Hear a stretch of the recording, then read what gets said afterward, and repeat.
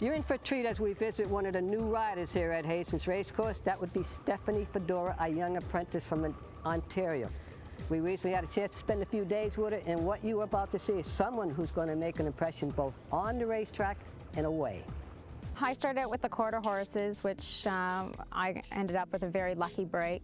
A friend of mine who was riding for a barn that I was also exercising for, and they were willing to give me a shot anyways. Unfortunately, he wound up with an accident and couldn't ride, so my opportunity came up a little bit quicker than first expected, and I had a good shot at it. I had 3 wins in 17 starts, a couple of seconds and some thirds, and it just kind of grew from there.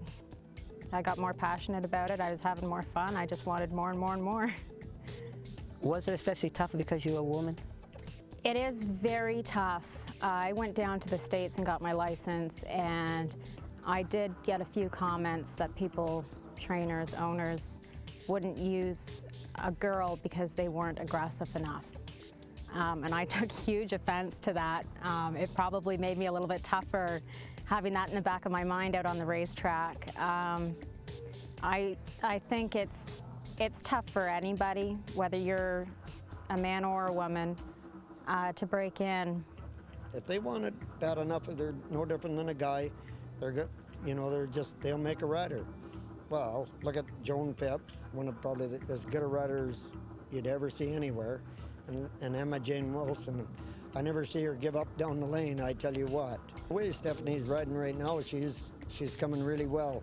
You know, when she gets to throwing crosses and pushing a little more down the lane, but she knows where she's going, and that's the main thing. If your head works good, and hers does, you know, you can mention something to her, and damn it, she does it. You know, you don't have to give her orders. She can think for herself.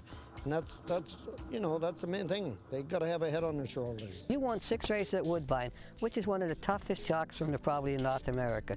Yet you made the transition to come west. Why? Woodbine's home, yes. I didn't feel as if it was the right spot for me, which probably made things a little bit more tougher for me, because I'm a strong believer, if you're not happy and you don't feel at home, or if you don't feel like you fit into a place, a track, a province, a country, you're not as happy as you should be. If you're not as happy as you should be, then you're not going to perform to your best. Why Hastings?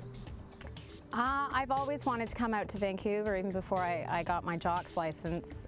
Even if it was just for the summer, I thought, I was kind of toying with the idea of you know, maybe coming out for the summer, giving the racetrack a little bit of a break, and just trying to get a job doing some pony treks up through the mountains. I thought that would be fabulous.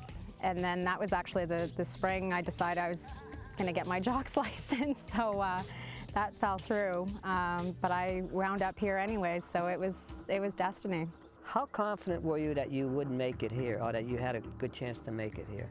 Comes back to that very positive feeling I had right off the bat. I instantly felt like I fit in and I belonged here. You know, I was surprised how quickly things took off. Knowing Trapper made me feel at ease. Can you explain who Trapper is? My agent made me feel very much at ease. I met him back in Ontario. Very nice young man. Works very hard, very good at his job. So I knew there right off the bat that I didn't have to worry about my agent doing his job or not doing his job. I knew Trapper would do it very well.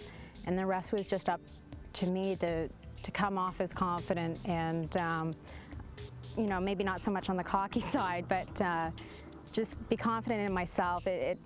Making the move out here gave me that confidence boost. And it obviously helped big time because we're doing very well.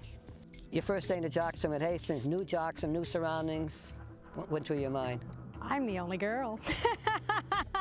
That's a great feeling. Oh my God, what a confidence boost that is. That's like, you know, how do you describe it? I've been the only girl in the jocks room before in Chicago, and that was a little intimidating, but I guess because I was the only girl there, I kind of knew how to handle this one a little bit better. And you know, I've always kind of gone and done more things with the guys than the girls. I don't know, I'm pretty good at just being one of the guys, even though I'm female, you know. How do you prepare for the races? You study the form, video? Definitely study the forms. I go through, I will make little marks beside each horse, which ones I think will be the ones to beat. Would like to watch 1 or 2 races before I head out. Unfortunately, sometimes you don't always get that chance and you end up riding the first race. So sometimes that can be a bit of a hit and miss. Obviously, if you work horses in the morning, then you're going to know how the track's playing a little bit. Not necessarily exactly, but it does help. Include the grand by 3. Coco Pelli wins, Sunny Remark, and at the rail is Dramatic Charmer.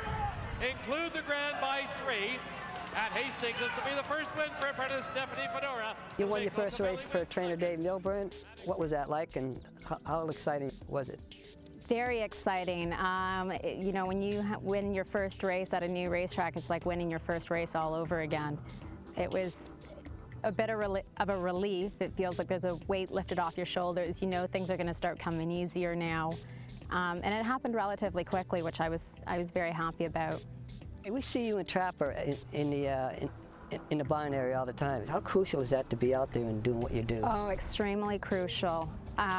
You need to see, first of all, you need to see which horses you get along with and don't get along with. Obviously, if you get along with the horse, you're going to have a much better chance of winning that race. Even if you don't get on anything, the owners, the trainers, they love to see the riders in the morning, especially when you go over and talk with them for a few minutes, maybe even at break time go down and sit down and have a cup of coffee and have a conversation with them. They all know we're very busy in the mornings and they really appreciate the time that we take to come out and see them. And I try very hard to go and see everyone in the morning, especially if I've ridden a race for them the day before. I try and get there as quickly as I can to check up on the horse. Doesn't matter where the horse ran. I want to go and check up on the horse, make sure the horse came back okay, and we're ready to rock and roll again. What's short-term goal? Short-term goals right now, because I have had such a rough time in the past, is just to get on as many horses as I can, win as many as I can, and have a lot of fun doing it, and I've already started to achieve that. If I make the top 10 list, I'd be jumping over the moon. I'll be so happy. Right now, it's all about me trying to find my groove. Most of us on the racetrack, it's our life, but there's a life away from it. What's yours when you get away? All of this that is surrounding us right now. I am definitely not an indoor person. I love to be out in the sun, whether it's up on a gorgeous mountain or down on the beach by the water. Even if it's by a swimming pool, I want to be outside, I want to be in the sun, I want the fresh air. I do enjoy going to a nice martini lounge and sitting down with some friends, enjoying a good glass of wine or a martini. I don't get too crazy, you know, especially working in the mornings, but I do enjoy some social life as well. You need it. You need the break. You need the time away. You need to recharge your batteries, so to speak. We do wish you all the luck, and we'll see you at the track. Thank you.